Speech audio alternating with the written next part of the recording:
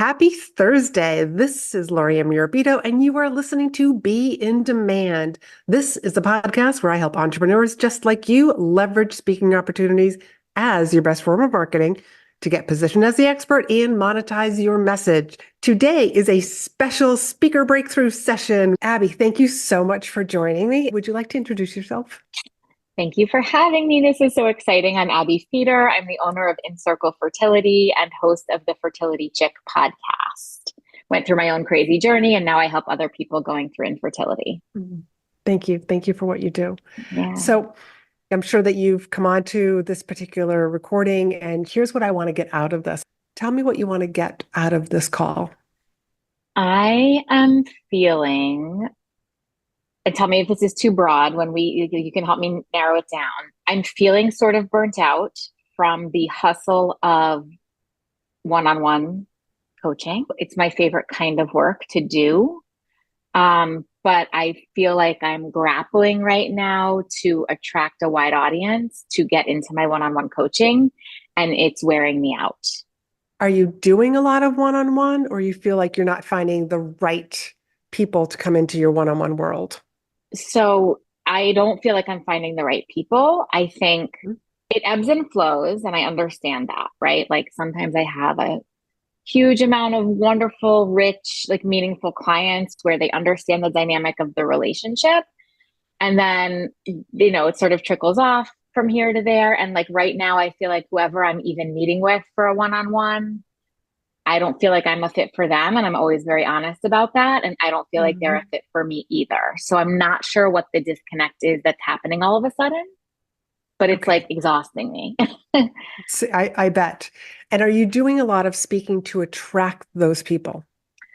I think I do. I do a lot of, maybe not in the right places. I do news appearances. I have my podcast. I do IG lives. I'm on other people's podcasts.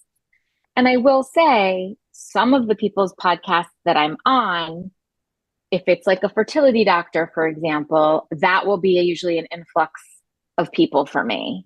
But you can only go on them. So there's a finite number of great fertility doctors that have podcasts. So that's not like a slam dunk every time. Okay. Are you speaking to the audience, like literally calling them in, whether it's on a stage, on your IG, on a podcast? If you are, and you can literally list off X, Y, Z, you should book a call with me. I'm Like not doing that. literally calling them forward, because people will self-identify. Oh, I'm 1 and 2. I'm not really, I don't think I'm 3, but I'm going to book the call anyways. I am not doing it that specifically at all. Okay. That's one idea. Okay, great. Thanks for talking. No, I'm just kidding. That is so helpful. Yeah, we're not done. We're not Thank done. God we're not done. No, I mean, that is so helpful. I think I got more on the I need to be an expert and show that I'm an expert train in terms of what I'm putting out than the calling in. I think I sort of forgot about that piece of it for a minute.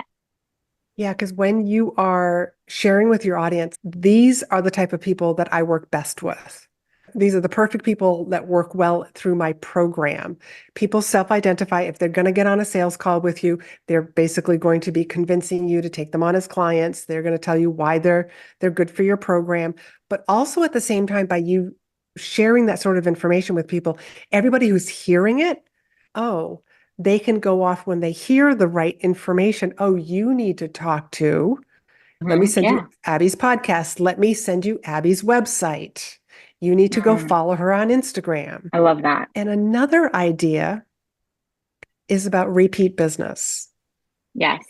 The fertility doctors. How many fertility doctors have you been on their podcast? Because I hear what you're saying, that there's a limited number of fertility doctors that have podcasts. Honestly, 3. But those are like my favorite 3. I don't know that there are a ton more. Those are like the 3 really popular ones. But you're right. I mean, there's no reason I can't go back to them. Right? Yeah, you should sending them out an email that says like, hello, Dr. Such and Such. I can't believe it's been a year since I've been on your podcast.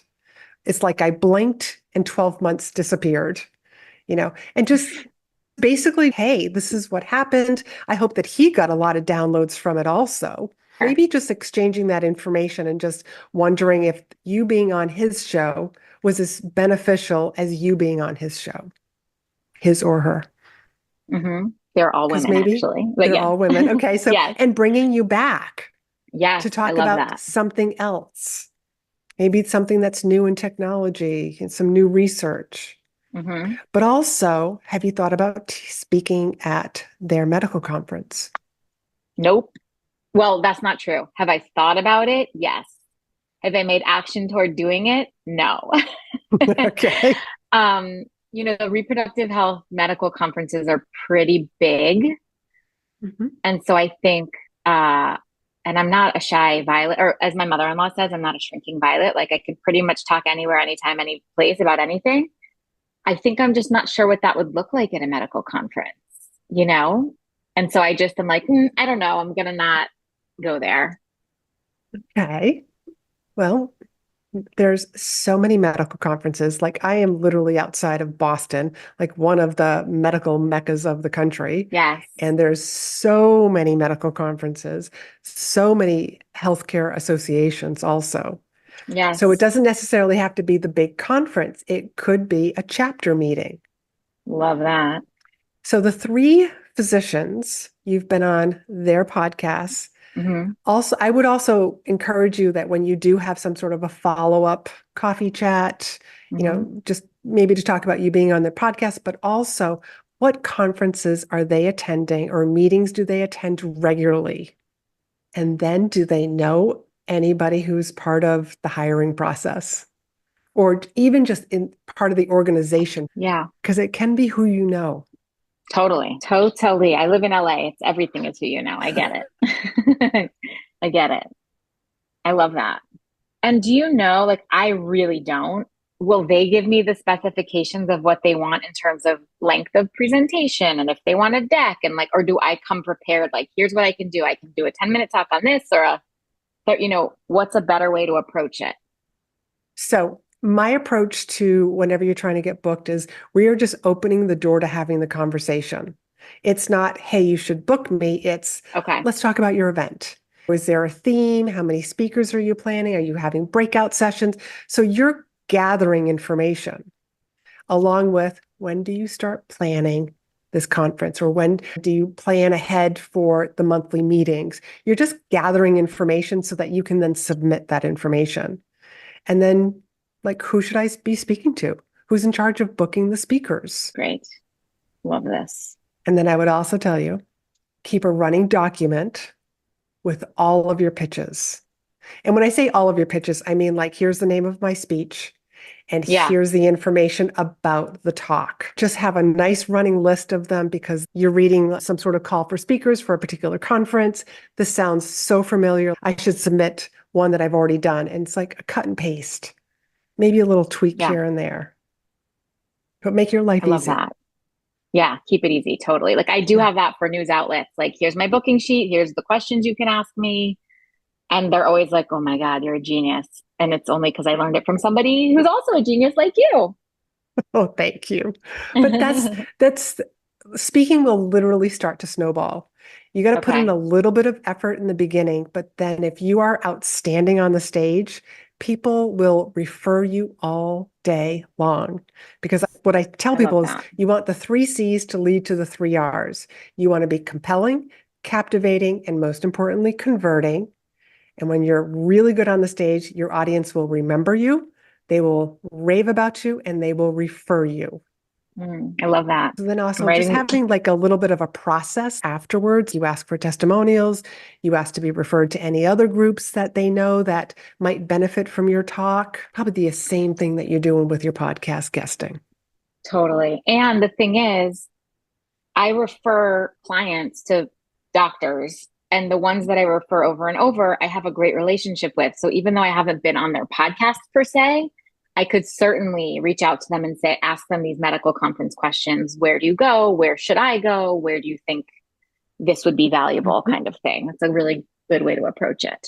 Absolutely. They can refer you. They'll tell you who the meeting planners are, who the conference organizers are, because they probably are already in contact with them also, Right. especially if these physicians that you're talking about, especially if they do any speaking. And I Which bet, some of them do. yes. So they're going to know who to reach out to. And they can even make that warm introduction. Right. And you have, like with the podcast, you have something for meeting planners to go and listen to and be like, oh, wow, this woman knows her stuff. Let's Right. bring her in. Love that. Okay, I love this idea. You got lots of ideas I now. get so many ideas, I know, but this one especially. It just makes the thought of speaking at a medical conference more approachable the way that you just broke it down for me. Because I think it feels so big sometimes that I just push it away. Yeah. No, they're always looking for speakers. Yeah. Always looking for good speakers. That's the thing Yeah. about the medical industry, and some of my clients are physicians, is that doctors can be rather flat, Yeah. and they're just like they're reading off these slides and they're study after study. So the more dynamic and interesting you can be, the more they're going to call you back. Yes. Love it. Mhm. Okay. So Abby, what's one or two gold nuggets that you're Oh, like, gold I'm going nuggets. to Gold like, nuggets. yeah, this is what I'm walking away with, and this is what I'm going to do next. Well, the CCCRRR is very helpful, right? In terms of an approach, this is a nugget in terms of approaching how I want to go to a conference and speak. I want to be compelling. I want to be captivating. I want to make sure that I leave an impression so that they refer me. And because I really represent a different side of the fertility picture than the doctor does, I feel like it's such an important piece to bring to a conference. And you're honestly just reminding me of that. And then just this nugget of going back to these same doctors and saying, what else can we work on together? And if it's not a new podcast episode, maybe it's an IG Live. And if it's not an IG Live, maybe it's I don't know, we can figure it out, but not to exhaust that resource, but to continue to use it as a resource. Yeah. And I think by you getting in front of the right people, like physicians, they'll be able to refer you. And then there's other conferences that you'll probably be able to discover where your ideal clients are sitting in that audience, and you'll be able to call Yes. them forward. Yes. And the calling forward is obviously huge. I'm going to really work on Mhm. that too in terms of my social media stuff. Good, good. Oh, this has Yes. been so much fun. Thank you. It was I'm like the glad that you best said yes 15 to minutes doing of, this. yes, this is amazing. Like so many nuggets packed into such a short time. And would you share with the audience where they can find you? Do a huge shout out for your business, your coaching business, your Of podcast, course. all the Yes. things. Okay. So my coaching business is called In Circle Fertility, INCIRCLE. In Circle, it's like up level your inner circle is how I like to think about it. So you can find me on Instagram at In Circle Fertility or The Fertility Chick, which is my podcast, which you can download anywhere podcasts are available. And let me just say, this podcast is not just for people who have gone through or are going through infertility. It really talks about all kinds of grief and loss and what it's like to manage those things while also trying to balance a career and a life. And if you've ever loved somebody who's going through infertility, which I guarantee you have, or pregnancy loss, which I guarantee you have, this podcast is for you. It's just like a great way to learn about how to be there and show up for the people that you love. The I love Fertility that. Chick. I Yeah. love that. Thank you so much. Thank Thank you. you so much.